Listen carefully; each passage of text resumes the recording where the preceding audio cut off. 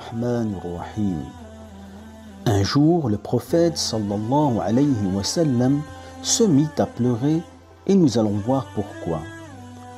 Alors qu'il était assis chez lui, un chameau entra et se dirigea près de lui comme s'il le connaissait. Il s'approcha du prophète et lui murmura à l'oreille.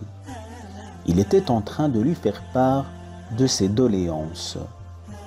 À la suite de cela, le prophète sallallahu alayhi wa sallam demanda d'appeler le propriétaire de ce chameau. Lorsque ce dernier se présenta à lui, le prophète sallallahu alayhi wa sallam lui révéla ses plaintes en lui disant « Ce chameau se plaint de toi auprès de Dieu.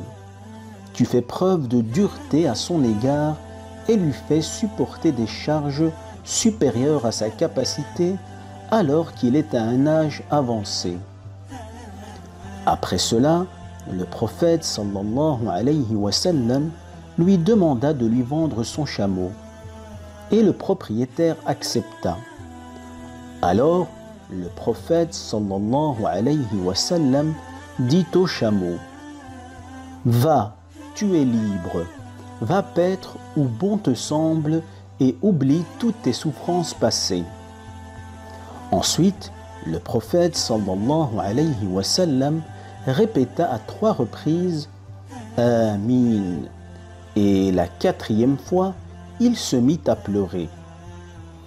Les compagnons cherchèrent à savoir pourquoi il avait prononcé ces paroles et se mit à pleurer par après.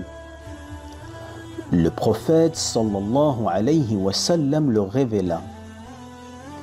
Le chameau invoqua pour moi en me disant « Que Dieu te récompense pour ce que tu as fait pour moi et pour l'islam. » J'ai dit après cela « Amin ». Ensuite, il invoqua pour moi en me disant « Que Dieu préserve ta communauté des tourments de la vie d'ici-bas et du châtiment de l'au-delà. » J'ai dit à la suite de cela « Amin ». Puis, il invoqua pour moi en me disant « Que Dieu fasse preuve de bonté envers ta communauté et la couvre comme tu as fait preuve de bonté envers moi et m'a couvert. » J'ai dit après cela « Amin ». Et enfin, il invoqua pour moi en me disant « Que Dieu préserve ta communauté des conflits internes. » Et là, je me suis mis à pleurer car je sais que les conflits de ma communauté seront violents.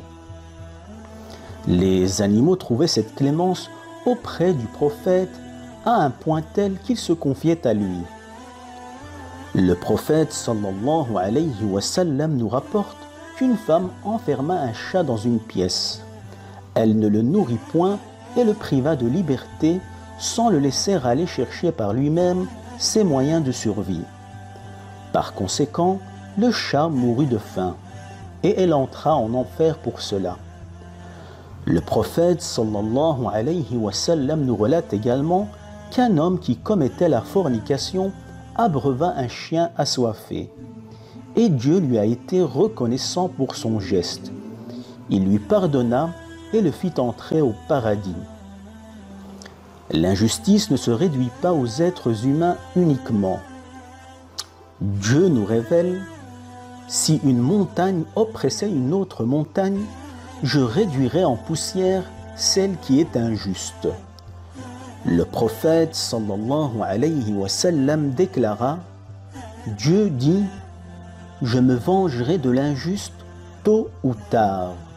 Je me vengerai aussi de celui qui soutient l'injuste, ne fût-ce qu'en lui donnant un encrier ou en lui taillant une plume. » Le prophète sallallahu alayhi wa sallam ajouta également « Celui qui vient en aide à un injuste et le soutient alors qu'il sait pertinemment qu'il est injuste, ne fait plus partie de l'islam. Prenez garde à l'injustice, car celle-ci sera ténèbre le jour du jugement dernier. Et soyez bons envers les créatures de Dieu. Walhamdulillahi Rabbil Alamin.